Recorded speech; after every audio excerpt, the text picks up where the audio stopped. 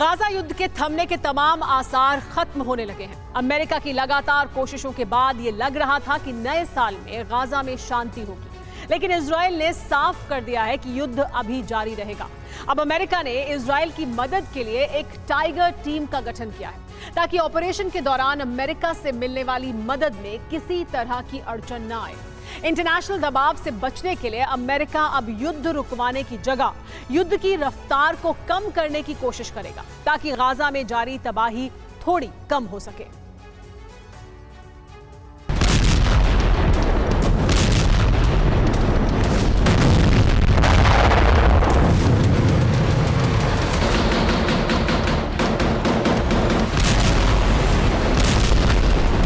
थमने नहीं वाली है ये गोलाबारी।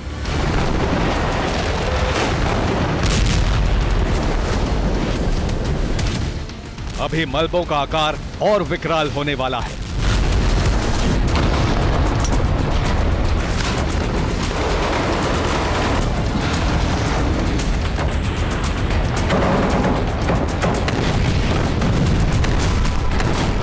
अमेरिका की तमाम कोशिशों के बावजूद यह साफ हो गया है कि सीज़फायर की तारीख अभी करीब नहीं है।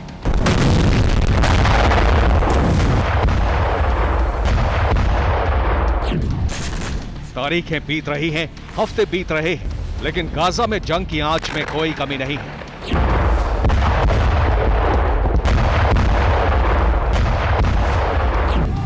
अब लेटेस्ट ब्रेकिंग न्यूज यह है कि दिसंबर क्या, जनवरी, फरवरी और मार्च न जाने कितने महीने बीतने वाले हैं, लेकिन 2023 खत्म होने के साथ जंग पूरी होने की कोशिश कामयाब होती नहीं लग रही है।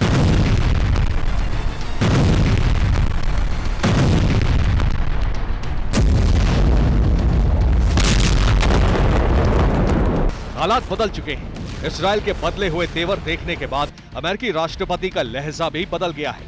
बाइडेन ने अब कहा है, I want them to be focused on how to save civilian lives, not stop going after Hamas, but be more careful.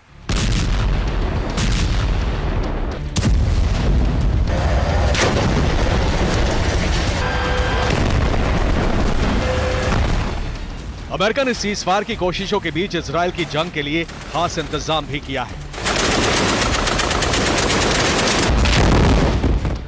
America ने इजरायल की मदद के लिए टाइगर टीम का गठन किया है। टाइगर टीम की जिम्मेदारी इजरायल को सही समय पर हथियार देना है। यह टीम इजरायल को ऑपरेशन में पूरी मदद करेगी, इजरायल की हर जरूरत पूरा करेगी। अमेरिका वैसे हथियारों की सप्लाई करने वाला है जिसे खास तौर से इजरायल की जरूरत के हिसाब से मॉडिफाई किया गया है। अमेरिकी टाइगर टीम के एक्सपर्ट्स उन तमाम चीजों पर नजर रखेंगे जिसकी वजह से इजरायल को हथियार मिलने में देरी होती है।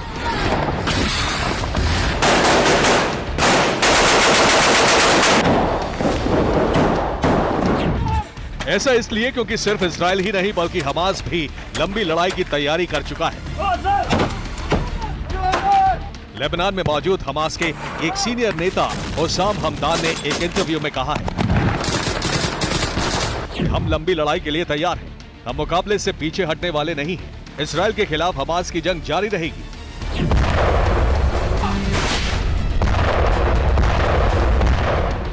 इजरायल में गाजा पर बातचीत के लिए बाइडेन ने अपने दूत और रक्षा मंत्री जैक सलीवन को इजरायल भेजा था।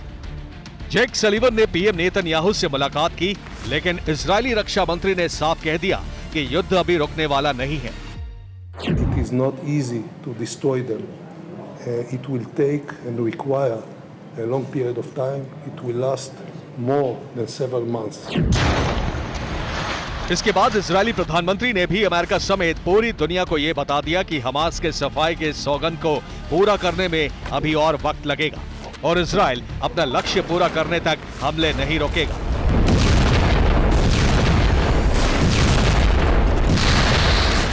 הן באספקת חימושים לצה"ל, הן בבלימת הניסיונות באום לעצור את הלחימה, והן בסיוע להשבת חטופינו.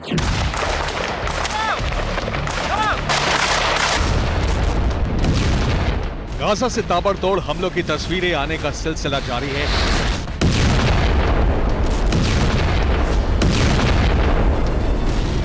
और इजरायल से बातचीत करने के बाद अमेरिका बीच का रास्ता तलाश रहा है। अमेरिका ने इजरायल को गाजा में विध्वंस की खुली छूट इसी शर्त पर दी थी कि दिसंबर खत्म होने के साथ ही इजरायल गाजा में हमले रोक देगा।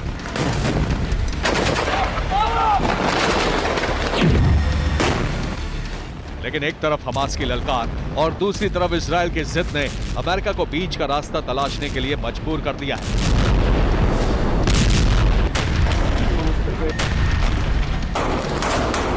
अब अमेरिका ने इजरायल को सलाह दी है कि इजरायल गाजा में ग्राउंड ऑपरेशन जारी रखे, लेकिन गाजा में हमलों की रफ्तार को कम कर दे, यानी गाजा में भीषण बमबारी और तबाही रुके।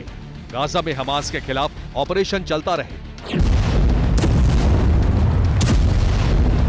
इजरायल ने ग्राउंड ऑपरेशन शुरू करने के बाद भी हवाई हमलों को नहीं रोका है। यही वजह है कि गाजा की पुरानी और नई तस्वीरों में बहुत ज्यादा फर्क नजर नहीं आता।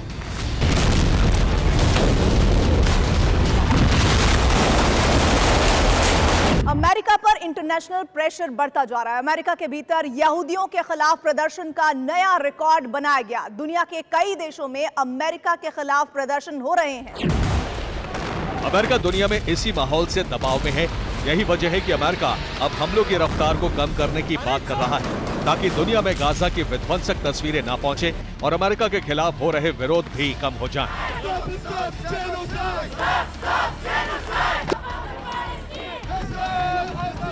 एक तरफ राफा बॉर्डर पर बमबारी तो दूसरी तरफ वेस्ट बैंक में भी लगातार गोलाबारी। कुछ वॉर एक्सपर्ट्स मान रहे हैं कि इजराइल इस बार अमेरिका को बहुत बड़ा चकमा दे सकता है और गाजा से वेस्ट बैंक तक के इलाके को कब्जे में ले सकता है। एक ब्रिटिश सांसद ने राफा बॉर्डर पर हवाई हमले पर सवाल उठाया है। सांसद ने गाजा में एक भी सेफ जोन नहीं होने पर सवाल उठाया है। इजराइल बार बार गाजा के कई इलाकों को खाली करवा रहा है और फिर सेफ जोन में भी बमबारी हो रही है। राफा बॉर्डर पर लगातार हमले को लेकर कई विशेषज्ञों ने ये शक जताया है कि इजराइल फिलिस्तीनियों को मिस्र की तरफ धकेल रहा है। गाजा में एक भी सेफ जोन नहीं रहने देने के मायने निकाले जा रहे हैं। सवाल है कि क्या इजराइल गाजा को खाली करवाना चाहता है? क्या वेस्ट बैंक के पूरे इलाके पर अब इजराइल कब्जा करेगा? क्या गाजा में लंबा युद्ध गाजा पर कब्जा करने की रणनीति की शुरुआत है? हालांकि इजराइल के ऑपरेशन का असर अब दिखने लगा है। पहले हमास के लड़ाकों और सेना के बीच मुठभेड़ हो रही थी, लेकिन अब हमास के लड़ाके पकड़े भी जा रहे हैं और सरेंडर भी कर रहे हैं।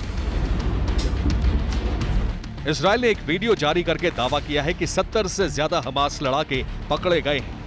इजराइल ने एक और वीडियो जारी किया जिसमें दिखाया गया है कि हमास किस कदर हथियार के जखीरे के साथ लंबे युद्ध की तैयारी में है। इजराइल के इन दावों के बीच हमास की धमकियों का सिलसिला जारी है।